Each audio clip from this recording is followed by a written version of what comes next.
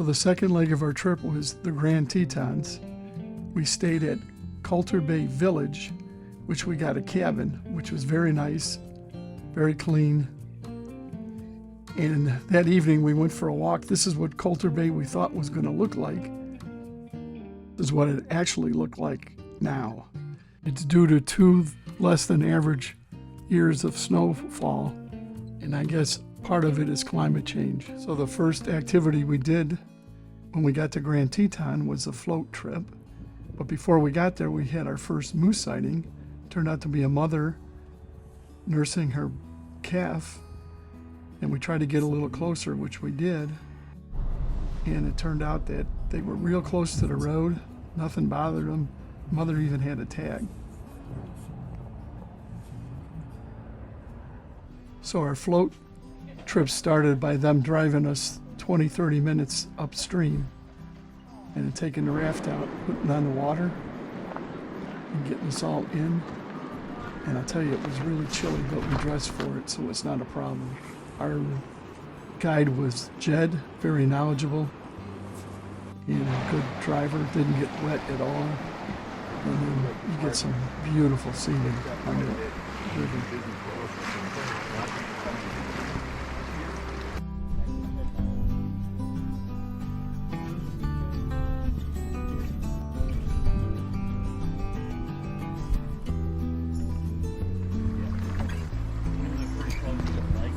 Yeah. They're almost.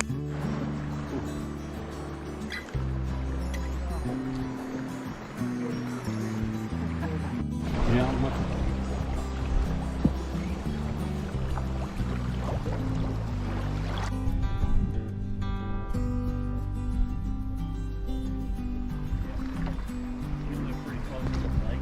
Yeah.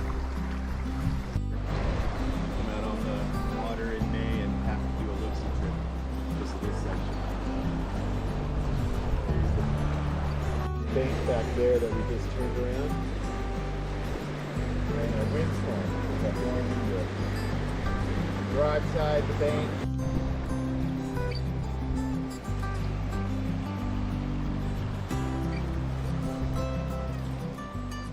So after our float trip, we had lunch and we decided we're going to explore Jenny Lake. Jenny Lake is probably the biggest tourist attraction in Grand Tetons. You can hike all the way around the lake, or they have a boat that will take you across the lake and you can hike back, either a 5-mile hike or a 2.5-mile hike.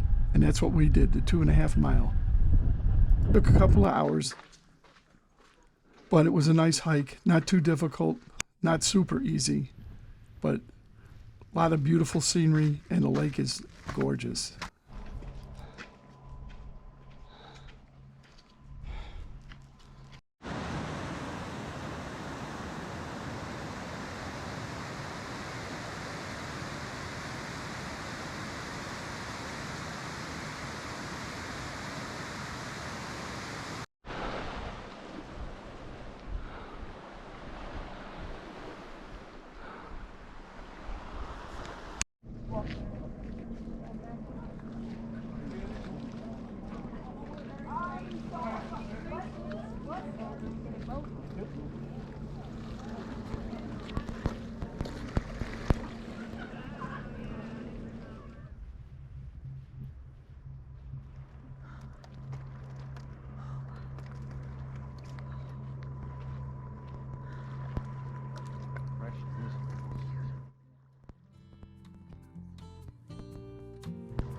So when we travel now, we try to look for Pedego dealers because we do have Pedego electric bikes, and it's nice to be comfortable with your own bike. So Jackson Hole has a Pedego dealer. The guy's Michael that owns it, very helpful. Gave us a lot of things to go see, which worked out really well.